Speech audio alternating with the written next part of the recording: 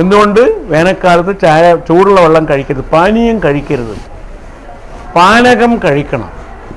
വേനൽക്കാലത്ത് നമ്മൾ പാനീയം കഴിക്കരുത്. എന്ത് വേണം? പാനകം കഴിക്കണം. തിളപ്പിക്കാതെ ഉണ്ടാക്കുന്ന വസ്തുക്കൾക്കൊക്കെ പേര് പാനകം എന്നാണ്. തിളപ്പിച്ചുണ്ടാക്കുന്നതൊക്കെ പാനീയമാണ്. രണ്ടും രണ്ടാണ്. അപ്പോൾ മോരും വെള്ളം ഒരു പാനകമാണ്, എന്തല്ല? പാനീയമല്ല. നാരങ്ങ വെള്ളം പാനകമാണ്, പാനീയമല്ല. എന്നാൽ ചായയും കാപ്പിയൊക്കെ പാനീയമാണ്. വേനൽക്കാലത്ത് പാനീയം കഴിക്കരുത്. വേനൽക്കാലത്ത് കഴിക്കേണ്ടത് പാനകമാണ്. അതുകൊണ്ട് തന്നെ യൂറോപ്പിൽ ഒരു ജാഥ നടക്കുമ്പോൾ ഊഷ്മളമായ സ്വീകരണമേറ്റ് എന്ന് പറയാം. ചെയ്ത രാജ്യത്ത് ചൂടുള്ള സ്വീകരണം കിട്ടണം, ചൂടുള്ള ചായ കിട്ടണം, ചൂടുള്ള കള്ള് കിട്ടണം, എന്നാൽ ലിക്കർ കൊടുക്കണം, അല്ലെങ്കിൽ ഇവൻ മരവിച്ചു ജാഥയിലൂടെ പോയാൽ. ഇവിടെ ഊഷ്മളമായ സ്വീകരണം അല്ല വേണ്ടത്, ഇവിടെ ശീതളമായ സ്വീകരണമാണ് വേണ്ടത്. നമ്മൾ ജാഥക്കാർ ഇംഗ്ലീഷിലത് കേട്ട് ഹോട്ട് വെൽക്കം കേട്ട് മലയാളം ഉണ്ടാക്കിയതുകൊണ്ടാണ് ഈ കുഴപ്പം വെച്ചത്. അതുകൊണ്ട് റോഡിലെ ഏറ്റവും നല്ല തമാശയുള്ള വാക്ക് ശീതള പാനീയം എന്നതായിരിക്കും. പാനീയം ഒരിക്കലും എന്താവാൻ പാടില്ല, ശീതളമാവാൻ പാടില്ല. പാനീയം ഊഷ്മളമായിരിക്കണം. അതൊരു തമാശയുള്ള വാക്കാണ് എന്നർത്ഥം. ഇതാണ് രണ്ടും തമ്മിലുള്ള വ്യത്യാസം. ആദ്യത്തെ വണ്ണത്തോൾ ലൈഫിൻ്റെ കുട്ടികൾക്കുള്ള ക്യാമ്പ് പീച്ചിയിൽ നടക്കുമ്പോൾ അവിടെ ഫോൺ ചെയ്യാൻ പോയി. അന്ന് മൊബൈലും മറ്റൊന്നും ഇല്ലാതുകൊണ്ട് STD ബൂത്ത് പോയി. ഈ ബൂത്തിൻ്റെ മുന്നിൽ 2 ജർമ്മൻകാരി പെൺകുട്ടികൾ നിന്ന് ചിരിക്കുന്നു. ഈ ബൂത്ത് നോക്കി നോക്കുന്നു ചിരിക്കുക. അവർക്കങ്ങ് നോക്കാൻ പറ്റുന്നില്ല, മുഖം തിരിച്ചു പിടിച്ചിരിക്കുക. അപ്പോൾ അടുത്ത് ചെന്ന് കഷ്ടിച്ച് ഇംഗ്ലീഷിലൊക്കെ ചോദിച്ചു, എന്താണ് പറ്റിയത്, നിങ്ങളെന്തിനാ ചിരിക്കുന്നതെന്ന്. അവർ ബോർഡ് കാണിച്ചെന്ന് STD. ഞങ്ങൾക്ക് മനസ്സിലായില്ല. STD എന്താ? State trunk dial. ഇതല്ലാതെ എന്താണ്? അതായത് സബ്സ്ക്രൈബേഴ്സ് ട്രങ്ക് ആൻഡ് ഡയൽ. ഇതെല്ലാം എന്താ പ്രശ്നം? അപ്പോൾ STDയുടെ ഫുൾ ഫോം അവർ പറഞ്ഞു തന്നു. യൂറോപ്പിൽ ഇതിനർത്ഥം വരെയാണ് സെക്ഷലി ട്രാൻസ്മിറ്റഡ് ഡിസീസ് എന്നാണ്. അപ്പോൾ ഈ സ്ഥലം എന്ന് പറഞ്ഞാൽ എങ്ങനെയാണ്? അവിടെ പോയവർക്കൊക്കെ എന്ത് കിട്ടും? ഗുണേറിയോ, ലക്കേറിയോ, സിഫിലിസോ അല്ലെങ്കിൽ HIV ഒക്കെ കിട്ടുന്ന സ്ഥലം എന്നാണ് ആ ബോർഡിൻ്റെ അർത്ഥം. ഇത് നോക്കിയിട്ട് അവർ ചിരിക്കുന്നത്, നമുക്ക് ഇതിട്ട് മനസ്സിലാവുകയില്ല. അതുപോലെയാണ് ശീതളപാനീയവും. ഇതിൻ്റെ അർത്ഥം അറിയാത്തതുകൊണ്ടാണ് അങ്ങനെ എഴുതുന്ന അർത്ഥം. ഇനി ഭക്ഷണം ഈ 2 കാര്യത്തെ അടിസ്ഥാനപ്പെടുത്തിയിട്ടാണെന്ന് തോന്നുന്നു. കാലാവസ്ഥ, നമ്മുടെ കാലാവസ്ഥക്കനുസരിച്ച് നമുക്ക് ഏത് ഭക്ഷണം വേണം. അതുകൊണ്ട് തന്നെ കേരളീയർക്ക് മാംസാഹാരം പ്രധാന ആഹാരമായിരുന്നില്ല ഒരിക്കലും. മാംസാഹാരം പ്രധാന ആഹാരമായാൽ കൊഴുപ്പ് കൂടുതൽ വരും. അപ്പോൾ ആ കൊഴുപ്പാകട്ടെ മാംസത്തിലൂടെ വരുന്ന കൊഴുപ്പായതുകൊണ്ട് ഇത് അലിയില്ല പെട്ടെന്ന്. അവിടെ ബ്ലോക്ക് ഉണ്ടാക്കും. ഹാർട്ടിലോ തലച്ചോറിലെ ബ്ലോക്ക് ഉണ്ടാക്കും. ബ്ലോക്ക് ഉണ്ടായാൽ അത് ത്രോംബോസിസിലേക്ക് എത്തും. ത്രോംബോസിസ് വന്നാൽ ഞരമ്പ് വീങ്ങും, അത് പൊട്ടിയാൽ ഹെമറേജിലേക്ക് എത്തും. ഹാർട്ട് അറ്റാക്കും സെറിബ്രൽ ത്രോംബോസിസും സെറിബ്രൽ ഹെമറേജും ഒക്കെ കൂടും. ഇതറിയുന്ന പഴയ ആൾക്കാർ തന്നെ വിലക്കിയിരിക്കുന്നു. കർക്കിടകത്തിലെ കറുത്ത വാവ് ദിവസം, കോരി ചൊരിയുന്ന മഴയുള്ള ദിവസം കോഴിയിറച്ചി കഴിക്കാം. കാരണവന്മാർക്കൊക്കെ നിവേദിക്കുന്ന പേരും പറഞ്ഞിട്ട് കോഴിയിറച്ചിക്ക്. ക്രിസ്മസിന് അതിശീതമുള്ള ദിവസം നിങ്ങൾ അതിനോട് ചേർന്നിട്ടുള്ള ആഘോഷങ്ങൾക്ക് ഇറച്ചി ഉപയോഗിക്കാം. അത്യധികം തണുപ്പുള്ള സമയത്ത് ഉപയോഗിച്ചാൽ ഇത് അത്രയും കുഴപ്പമുണ്ടാവില്ല. ഉഷ്ണകാലത്താണ് ഉപയോഗിക്കുന്നതെങ്കിൽ കുഴപ്പമുണ്ടാക്കും. ഇത് ഉഷ്ണകാലാവസ്ഥയിൽ കഴിക്കരുത്. തലക്ക് മേലെ സൂര്യനും ചന്ദ്രനും ഉള്ളവർ കഴിക്കരുത്. എന്ന് പറഞ്ഞാൽ കേരളത്തിൽ ഭൂമധ്യരേഖയ്ക്ക് അടുത്താണ്, ഉത്തരായൻ രേഖയ്ക്ക് തെക്കാണ് നമ്മുടെ താമസം. അതുകൊണ്ട് നമ്മൾ കേരളം എവിടെയാണ് ഉള്ളതെന്ന് തിരിച്ചറിയണം. ഇത്രയും മാംസാഹാരം ഒഴിവാക്കണം. ഇപ്പം എങ്ങനെ കോഴിയിറച്ചി വന്നു? എന്തുകൊണ്ട് ഇത്രയും ഹാർട്ട് അറ്റാക്ക്? എന്തുകൊണ്ട് ഇത്രയും രോഗങ്ങൾ? എന്തുകൊണ്ട് പശുവിൻ്റെ മാംസം തിന്നുകൂടാ? ചുവന്ന ഇറച്ചിക്കൊരു കുഴപ്പം, അതിൽ ഇരുമ്പ് വളരെ കൂടുതലാണ്.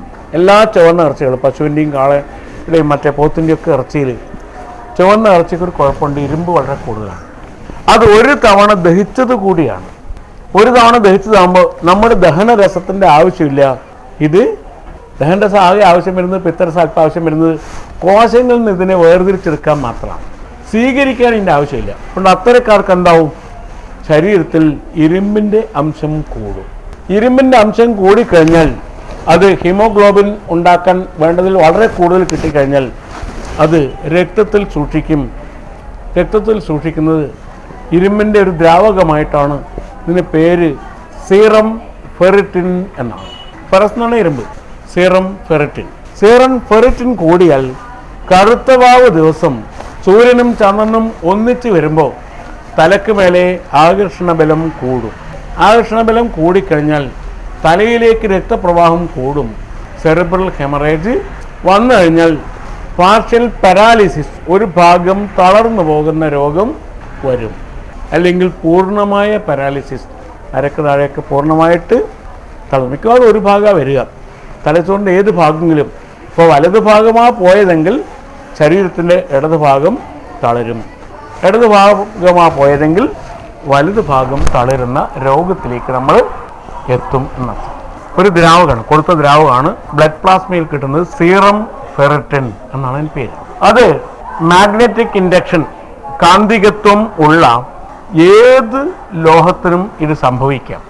നമുക്ക് ഏറ്റവും കൂടുതൽ സംഭവിക്കാൻ പോകുന്നത് ഇരുമ്പിൽ നിന്നാണ്. ഇരുമ്പിന് വലിയ ഉയർന്ന കാന്തികത്വമുണ്ട്. ഉയർന്ന കാന്തികത്വമുള്ള ഏത് ലോഹവും ശരീരത്തിൽ ആധിക്യമുണ്ടായാൽ തലച്ചോറിൽ രക്തപ്രവാഹം കൂടും. അന്ന് പകല് ഹൈ BP ആയിരിക്കും. ഇപ്പോൾ എവിടെയുള്ള കൊഴുപ്പും ഒഴുക്കിക്കൊണ്ടുപോകുന്ന ഒരു മഴക്കാല പുഴയെ പോലെ കുത്തൊഴുക്കായിരിക്കും പകല്. രാത്രിയാകുമ്പോൾ സൂര്യനും ചന്ദ്രനും ഒന്നിച്ചങ്ങ് അസ്തമിക്കും. പെട്ടെന്ന് ഒരൊറ്റ വീഴ്ചയാണ് ലോ പ്രഷറിലേക്ക്. ഇപ്പോൾ ഏതെങ്കിലും കാപ്പിലറി ട്യൂബിൽ കടന്നുപോയ കൊഴുപ്പ് അതിൽ നിന്ന് തിരിച്ചു വരില്ല, അത് അവിടെ ബ്ലോക്കായിട്ട് കിടക്കും. അടുത്ത തവണ രക്തപ്രവാഹം വരുമ്പോഴേക്കും ഇത് കട്ട പിടിക്കും.